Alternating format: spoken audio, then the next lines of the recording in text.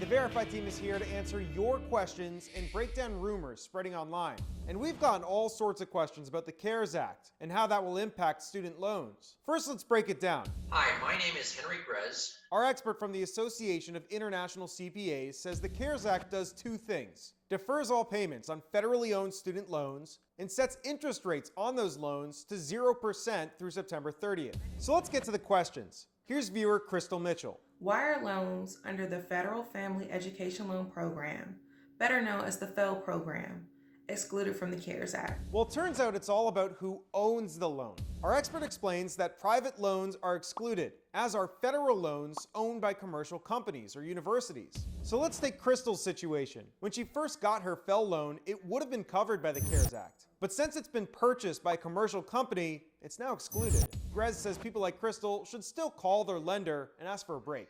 Okay, next question. This person on Twitter says we should all be taking advantage of the 0% interest, saying if you can, pay your loan, even though it's deferred. I would say yes. I would absolutely say yes. Our expert said this is verified. Since you're not paying any interest, the money all goes to what you owe. But before rushing to pay, Grez says you should first take a look at your other accounts. If they have other debt that they're also carrying at a much higher interest rate, use the funds for that higher interest rate loan. Also, at a time like this, putting money towards savings is not a bad idea.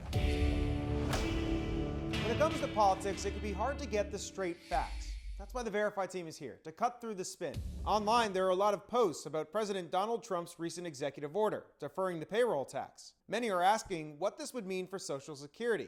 So let's verify a few of the biggest questions with some help from our sources. Edward Carl from the Association of International CPAs, and Howell Jackson, a professor at Harvard Law. Question 1. Did President Trump permanently cut the federal payroll tax with his executive order? This one is false. You see, this was a deferral, not a permanent cut, which will last from September to the end of the year. So deferral means it just postpone when you pay it.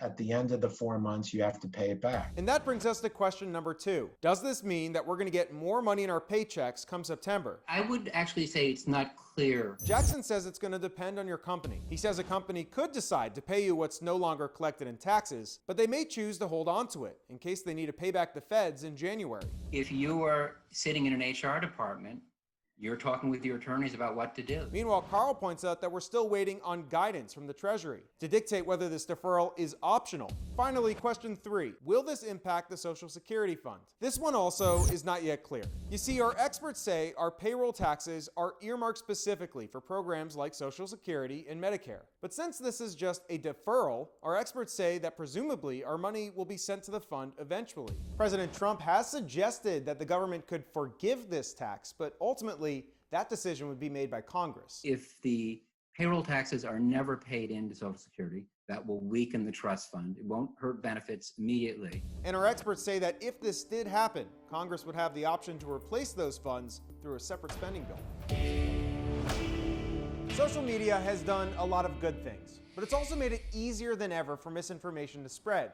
And that's why the Verify team is here, to fact check those suspicious things spreading online. Take this Facebook post, which has gone viral. I have been informed that Kroger has started adding a BLM charge to their customers, the post reads, referring of course to Black Lives Matter. It then shows a photo of a receipt. Supposedly a 59-cent BLM charge was added to the total. So let's verify, is Kroger adding this charge? Our source for this one? Kroger. A spokesperson says, quote, the post that's circulating with a BLM receipt code is a dupe, and went on to say that this post is a Photoshop version of this real receipt posted on social media on July 17th. Let's put them side by side to show you the difference. Where the altered photo says BLM charge, the real one says change shortage. So we can verify that this is false. Kroger is not charging a Black Lives Matter fee. So what exactly is that change shortage charge? Kroger told us it's part of a new policy meant to deal with a coin shortage nationwide. When a customer pays with cash, they can get back coins if available from another lane. If not, they have a couple options. They could round up to the nearest dollar and donate the difference to charity,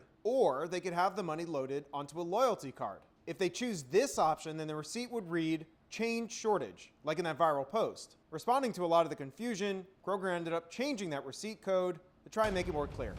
The coronavirus has changed nearly every aspect of our lives, and the Verify team is here to look at online rumors to find out what's real and what's not. Today, we're talking about cash. Our infectious disease expert, Dr. Linda Nabha, tells us that it's highly unlikely that we're going to get the virus for money, although it's possible. And that's why some businesses are going completely cashless. This person on social media reacted to the change. Quote, "Cash is legal tender, and if we cave into this rubbish, we cave into the cashless society." So let's verify. Are businesses allowed to ban cash? First, we turn to Section 31 of the U.S. Code entitled Legal Tender, which reads in part, United States coins and currency are legal tender for all debts, public charges, taxes, and dues. We then turn to the Federal Reserve. On their website, they say that this statute just offers up money as a valid and legal offer of payment for debts when tendered to a creditor, but that there is, quote, no federal statute mandating that a private business, a person, or an organization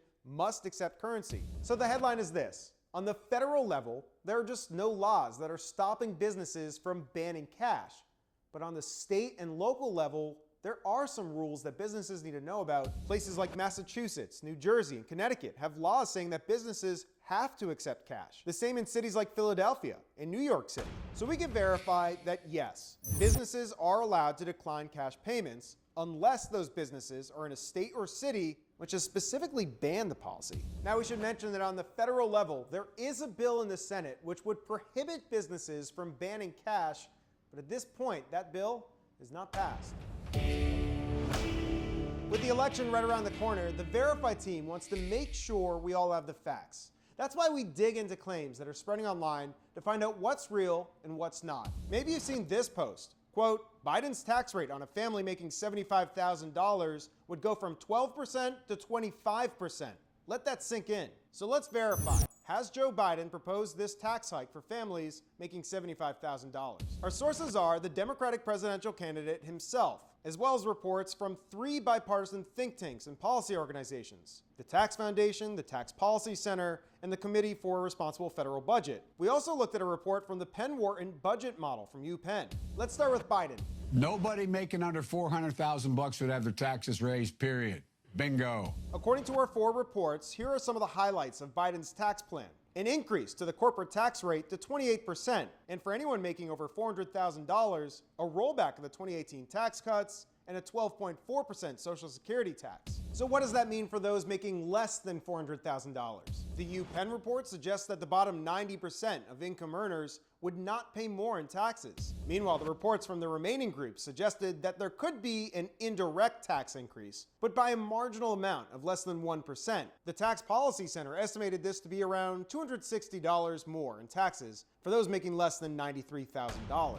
So we can verify that this post is false. Experts say that there could be some tax increases of families making $75,000, but nothing as drastic as this post suggests. With your Verify, this is Evan Koslof.